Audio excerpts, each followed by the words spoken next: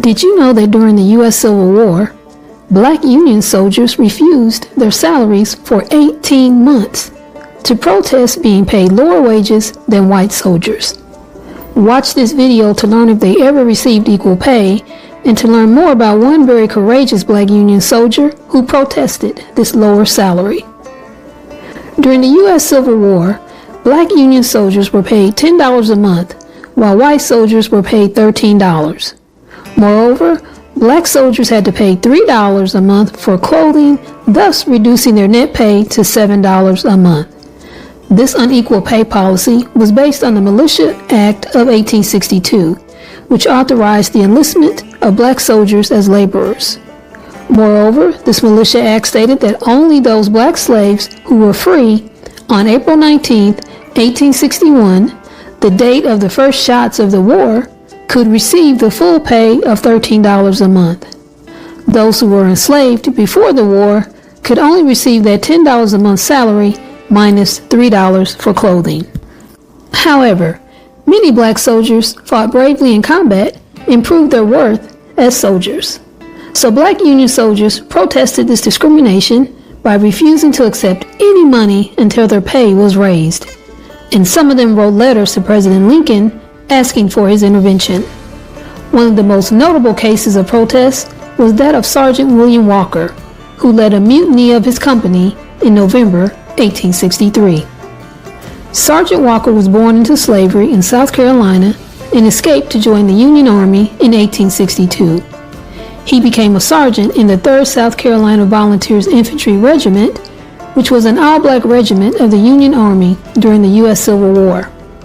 It was organized at Hilton Head, South Carolina in June 1863 and served in Florida until March 1864, when it was consolidated with the 4th and 5th South Carolina Volunteers to form the 21st U.S. Colored Infantry Regiment.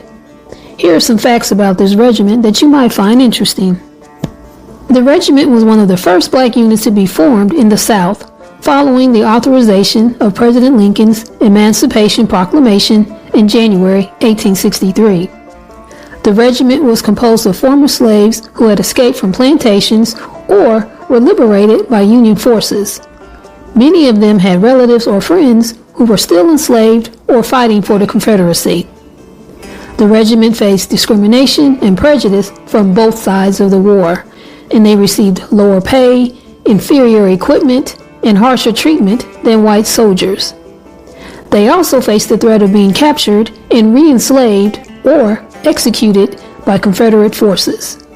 But despite all these hardships and mistreatment, the regiment participated in several skirmishes and raids in Florida, such as the Battle of Olustee, the Battle of Camp Finnegan, and the Battle of Cedar Creek. They also helped to recruit and train other black soldiers and to protect freedmen and refugees. Now back to Sergeant Walker. In November 1863, he and his company refused to accept their monthly pay of $7, which was $6 less than what white soldiers received. They demanded equal pay and treatment from their white officers. Walker was arrested and court-martialed for mutiny. He defended himself by saying that he and his men were loyal to the Union and that they deserved fair compensation for their service. He also accused his officers of being tyrannical and abusive. Walker was found guilty and sentenced to death. He was then shot by a firing squad on February 8, 1864, in Beaufort, South Carolina. He was one of 19 Union soldiers executed for mutiny during the Civil War, 14 of whom were black. Unfortunately, Walker's name was never cleared. Walker's protest was one of the many examples of black soldiers' resistance to racial discrimination and oppression in the Union Army. His sacrifice helped raise awareness and pressure for equal pay to all black soldiers. This equal pay was finally granted by Congress in June 1864, and it was retroactive to January 1st, 1864. However, this did not apply to those black soldiers who were enslaved before the war because of the Militia Act of 1862. There's always a damn loophole, you know. But some officers found a workaround by allowing their soldiers to take the Quaker Oath, which declared that they were free by God's law. Are you wondering about that Quaker Oath? I was too, so here's some information on it. Colonel Edward Hallowell was a Quaker and the commander of the 54th Massachusetts Infantry Regiment, which was an all-black unit. Now remember that the Quakers, also known as Friends, were a religious group that opposed slavery and war. They also refused to swear oaths, believing that they should always speak the truth.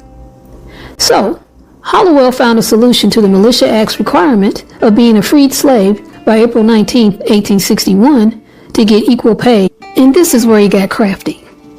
Hallowell decided that since he did not believe in slavery, he could have all his soldiers swear that they were free men as of April 19, 1861. Therefore, he administered what became known as the Quaker Oath, which was simply one sentence, which stated, quote, "I was a free man on the 19th day of April, 1861, unquote. And by taking this oath, the soldiers could claim their full pay and back pay without lying or breaking the law after the Equal Pay Law was passed in June 1864. The Quaker Oath was a clever and courageous act of resistance against the unjust and racist pay policy for black Union soldiers. It also showed the solidarity and support of some white officers and Quakers for their black comrades.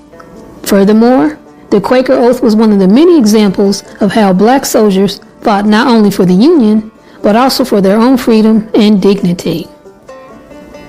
In the face of oppression and discrimination, these brave soldiers stood strong, demanded justice, and employed clever means to achieve equality.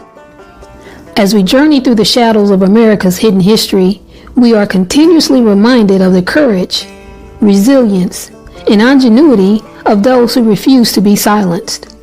For Buffy's World and the Illuminating the Shadows series, we encourage you to delve deeper, ask questions, and ensure these stories are never forgotten. Thank you for joining us in today's video, and we look forward to sharing more hidden gems of history with you. See you next time.